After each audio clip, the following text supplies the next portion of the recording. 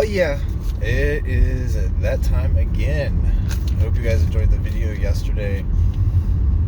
Gave you lots to talk about and or think about and ruminate on. Man, I am so sad I didn't have my sunglasses. It's been so rainy and overcast these last couple of days. I haven't really needed them, but I am really wishing I had them right about now. That's okay though. Yeah. So the thoughts of the day really are mainly around, man, the sun has me feeling so good after so many days of just gray, rain and cold and bleh. So this is nice. But it seems like things are kind of coming to a head in a way. You know, things are getting just like teed up in just the right way. From things that I'm hearing, you know, the certain parts of the hospitals are getting pretty overrun with this, and the P shot's not really working. In fact, it's doing the opposite. But the narrative seems to be shifting as well. I mean, we've had the CDC, or at least representatives from the CDC, slip up and say, you know, we just wanted to see how much people could tolerate. And, you know, the 14 days turned into the 10 days, turned into now the 5 days. And, you know, hopefully we're seeing some pushback from the airlines about the masks and stuff. And, I mean, gosh darn, if anything goes as far as any kind of vaccine passport requirement, I don't know if that'll happen, especially if Florida and Texas have their way. I'd like to think my state as well, and some of the other freedom-loving states. I just can't believe where we're at right now. I mean, how is it that people can make this different and rationalize it different in their head from a time in the past when people were dehumanized and made to look dirty and filthy? And, you know, I mean, I know that certain situations as far as what happened maybe in the European region wasn't necessarily 100% one person's fault, but it was definitely you know, the ideology of what is it,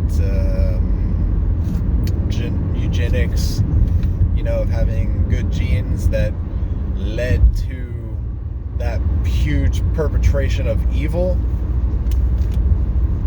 And similar thought processes and rationalizations that led to the same thing in a sense in the United States. In fact, like, why is the KKK still a thing? I mean, why?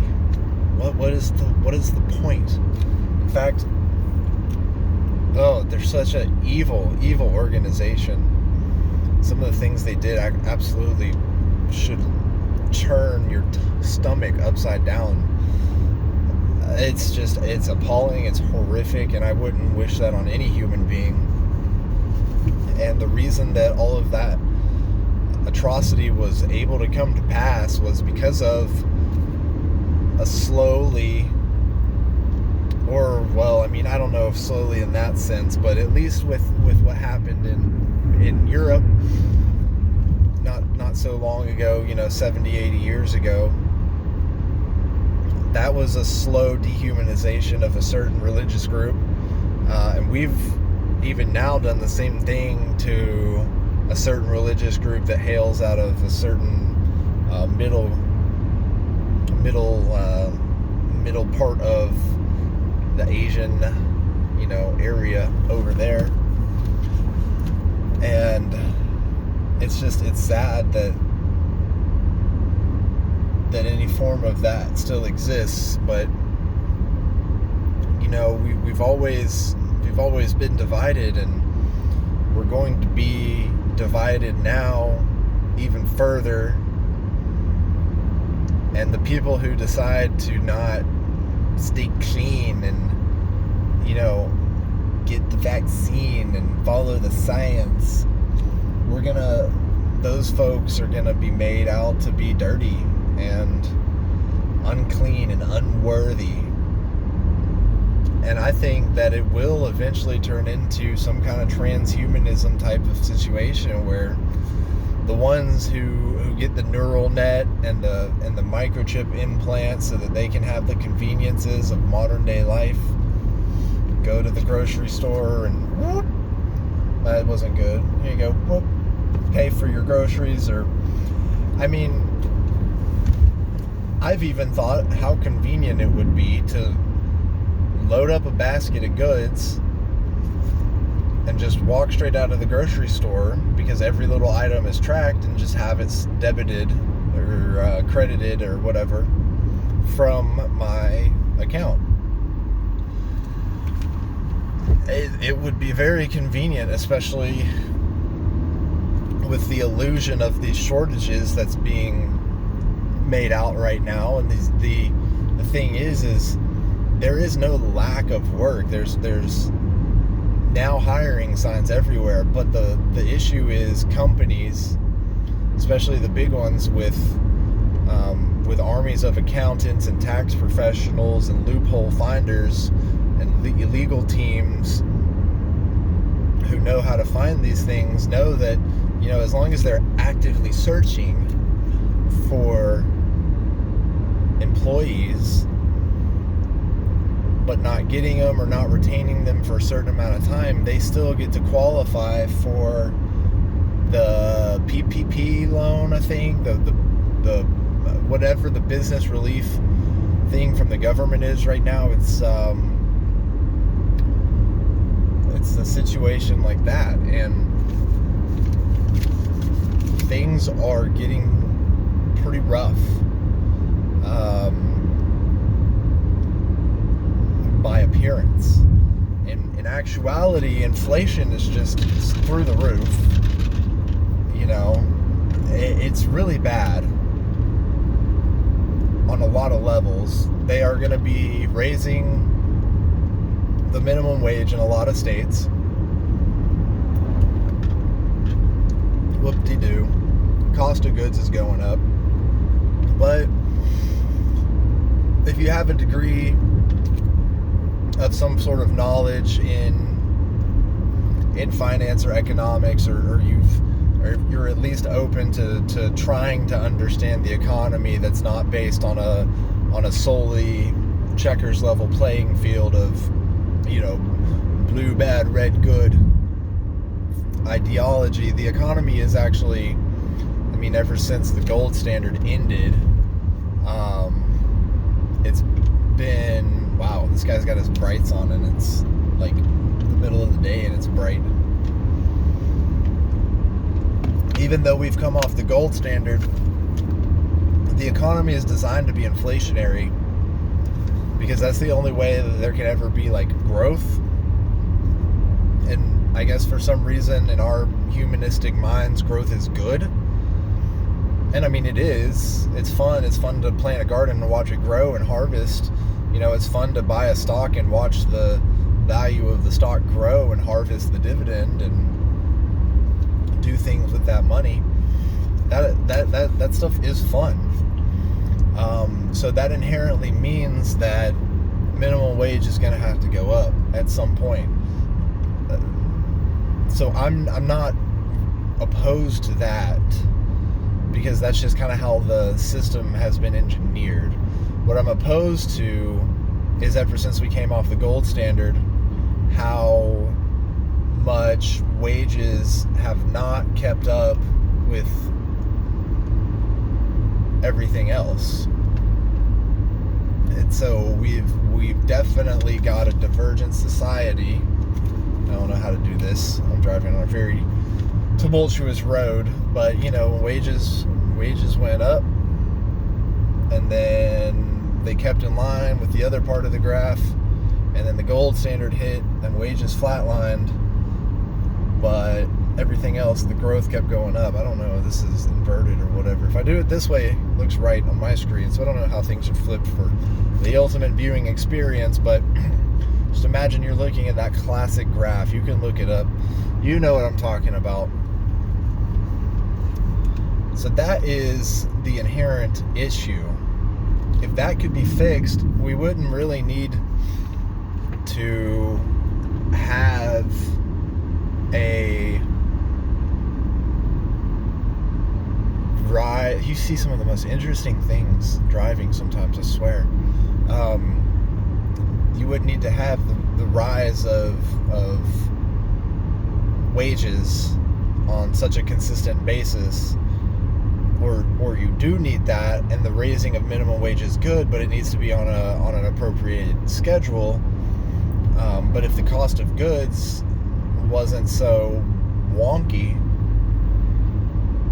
things would be fine. Like you can do things like housing is ridiculous. Like housing needs to be fixed. Student loans and higher education, I mean, it needs to be fixed. And maybe we need to talk a little bit about student loans and loan forgiveness. I'm kind of on the side of that. I think there needs to be like some kind of reset. I think that's all part of maybe the Great Reset. Ugh. We'll see.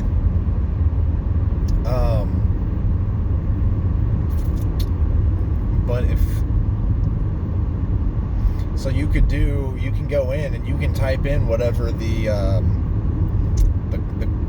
price, the average price. Go Google it, whatever. DuckDuckGo it. Brave search.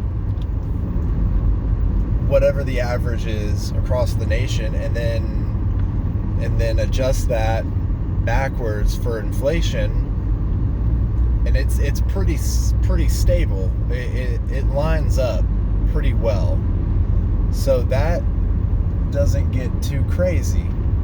What's crazy is things like higher education and housing and certain other things that are just gangbusters.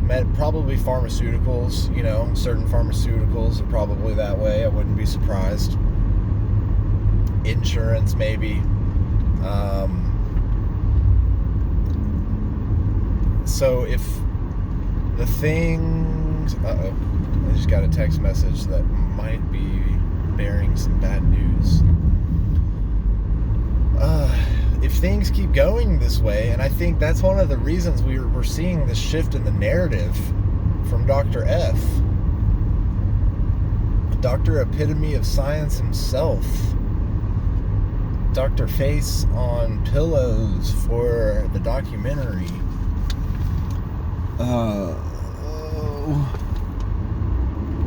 I think we're at a climax point. We're at a cusp, if you will. I think that if history repeats itself, then this might be Lexington Concord all over again. This might be Paul Revere writing again. This might be the shot heard around the world. Because, think about it, if at some point things get to forced inoculations, whatever word we want to use for it right now, if they become forced, just like the British forcefully took away the weapons of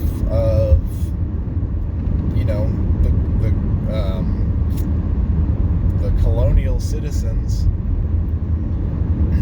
which is what kicked one of the many reasons the Revolutionary War was kicked off, from trying to take their weapons and such. And so it might be a similar situation, and I think that's why we see a big shift in the narrative, because they realize that we're not tolerating it anymore, or they're just doing this little similar to the stock market ride, where they're going to push really hard and then they're going to ease off the pressure, and then they're going to push even harder, and and then they're going to ease off the pressure, and then they're going to push even harder, and then ease off the pressure. So there's really no telling what's really going on.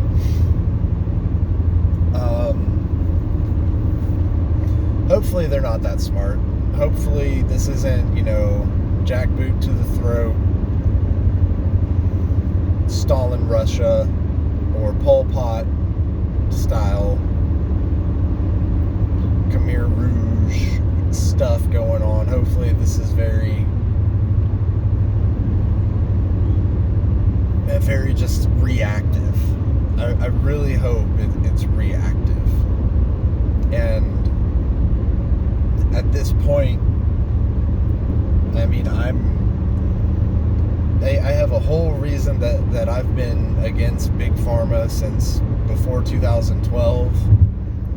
I started getting anti-Big Pharma around like 2010, 2011. I had a lot of reasons that I was against Big Pharma and the insurance companies. I wasn't quite as I wasn't as constrained as I am as far as free market capitalism goes. I was like way pro free market capitalism, like way libertarian, way just the visible hand of the market. But with the way things are going now, and the amount of power the corporations have over super PACs and getting their way with the government again, if voting mattered, they wouldn't let us do it, because it really is just about which company has the most money and serves the best interest. I mean, it's really ridiculous. I don't understand why people need that much wealth. I mean, I guess it's like a little bit of a game. It would be fun to YOLO $5,000 on a call or a put option and have a couple million a few days later because I took some big risk and had some big reward from it. But like insider trading and all of that stuff that happens, like it shouldn't really be happening. I mean, the efficient market hypothesis exists because, well, there's not an efficient market. And if there was, then there wouldn't be the classic meme of, hey, like, remember 9 days before the announcement of Corona, senators and Congress people made billions of dollars in profit while they, fucking did their shit to make all that money before they, took care of their own denizens, their own citizenry, the very people who pay their salaries. It's just so messed up. And I think that a lot of people are coming to the realization that this can't go on, it's not sustainable, that it's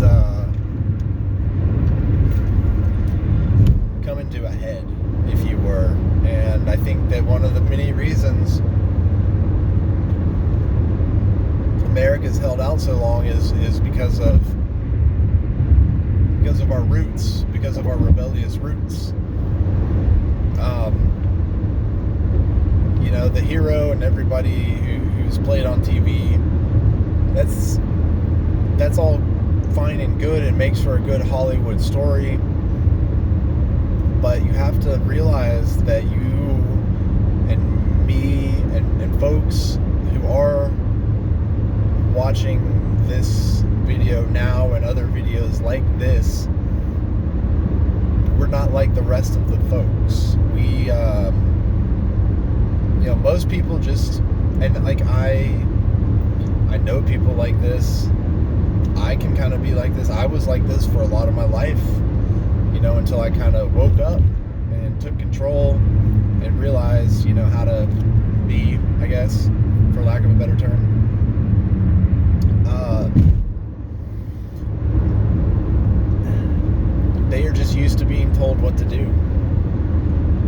They are totally fine with their little corner of the world, with their little box apartment, with their nice little salary that they can keep nicely budgeted, and they're fine like that.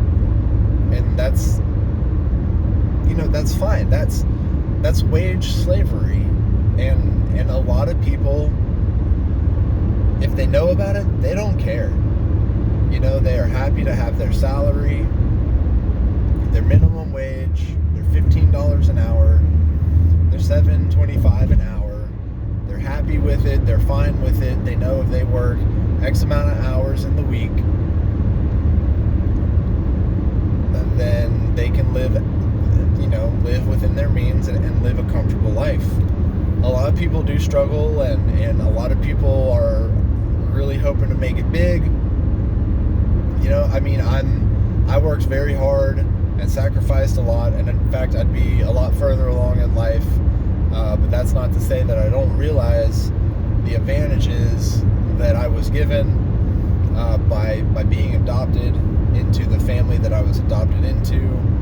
Had I not been adopted into the family I was adopted into, there's a very good chance that, I'd be, who knows, endless amount of possibilities if I had grown up in foster care. So I got very lucky when I got adopted. And I've lived life probably more so than a lot of people, and I'm very happy to have the experiences that I've had. But I really didn't start to see a great return into my hard work and my efforts until I took a big risk.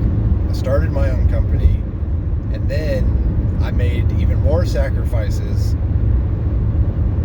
and started putting a lot of money away in investments. And I was one of the few people who got lucky with cryptocurrency. I got into it when Bitcoin was still under $10,000 a coin. So I saw a lot of growth there. That has allowed me to swing trade cryptocurrencies. And then that swing trading has paid for a lot of fancy dinners. I'm one of the very lucky people who I don't have to live paycheck to paycheck. I'm not $400 away from a lot of loss or whatever. I have the capability of going a very long time without working. Although I'm the kind of person who, if I went, the most I've ever been out of work has been I think 3 weeks to a month and a half due to depression and athlete's depression, mainly because I was injured, which that led to an eating disorder, which that lasted so long because of my distrust in Big Pharma. So,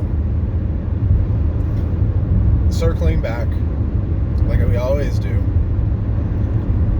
I would just be happy that if at the end of the day, when all of this dust settles about what's going on, and this vaccine passport, these mandates, and this craziness, that if at the end of the day all of this was so that big pharmaceutical companies could roll around naked in their billions of dollars that they made from all of this, I'll be okay. I'd much rather have that happen than the papers please society of constantly being tracked, not being allowed to spend more than X amount of time in the bathroom. I mean, if all of the world was ran like Amazon runs its warehouses and treats all of the people like they treat their drivers, this is not going to be good. So fight for what you have, fight for a fair wage, fight for a 40-hour work week, fight for breaks, fight for lunches, stand up to tyranny. Don't follow the herd. The herd mentality is going to be the end of us all. I mean, Zombieland 2, right? Like, all the zombies running off the edge because they're trying to get to where they're going, and they just run them off the cliff. You know, the smart hunters of our past, us, ancient versions of us, hunter-gatherer versions of us. That's what we would do. We would run game till exhaustion and run them off a cliff. A lot easier than throwing a spear or carving a bow and arrow. I mean, we had to eat, and we outsmarted them, and we ate. So let's keep doing that. Let's keep our freedom. Let's keep our liberty. Let's not let any of this get to a point where we have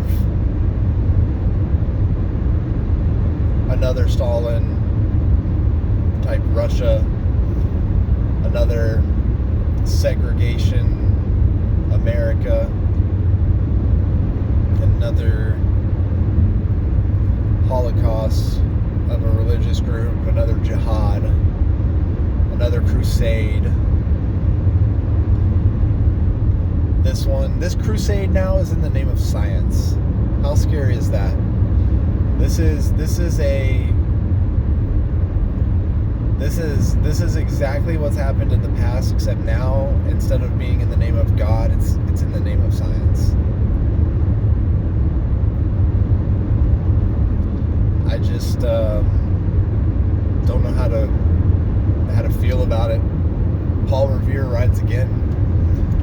The shot that was heard around the world, is it coming soon? I don't know.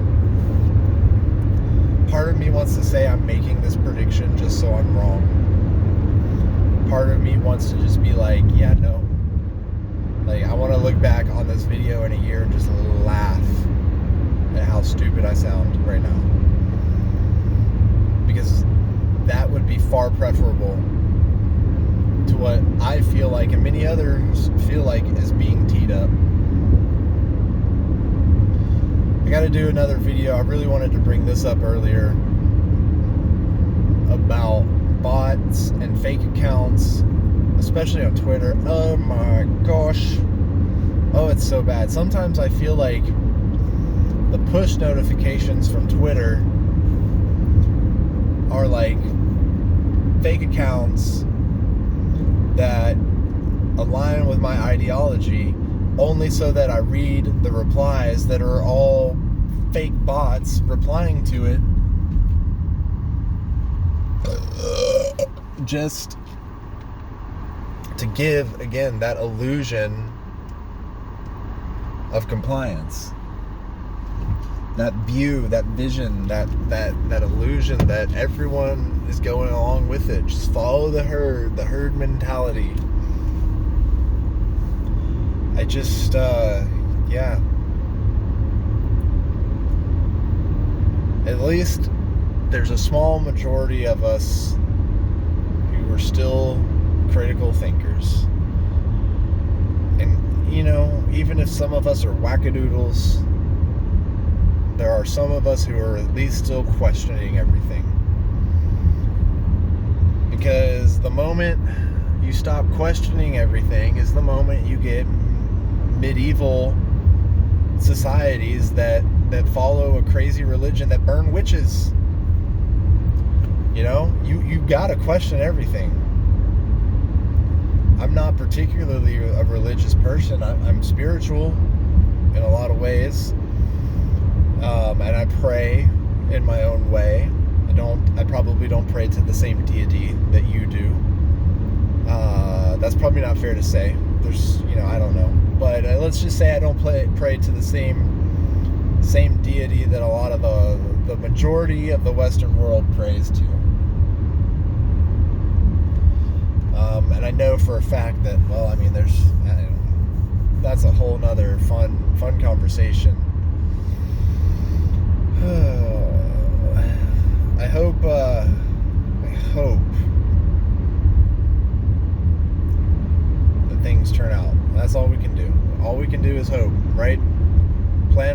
best, prep for the worst.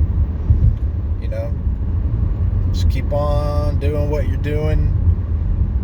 Keep on trying to be that 90%. Just get in the 90%. You know, if you're at least trying to garden, if you're at least storing 3 months food supplies, if you're at least in a position to where you can live comfortably for 3 months without a job or whatever because of some reason, injury or being laid off or whatever, if you're in a position where you'll be fine for a good amount of time without having to rely on someone else, longer than I'd say, like 2 weeks. If you can go more than like 2 weeks, 3 weeks without having to rely on someone else, you're 90% better off than a lot of people. Whether that be monetarily, food storage wise, you know, self-sufficiency wise. You got your own chickens, you got your own garden, whatever the heck you got. Just keep doing it. Keep doing what you're doing. And those small minority of us who are doing that, you know, we'll make it through this, and we'll see you on the other side. So I'm gonna go hit the gym for now, get my workout in. I'm excited. Always love working out. So hang in there, meet Sax. We'll talk to you next time. Bye.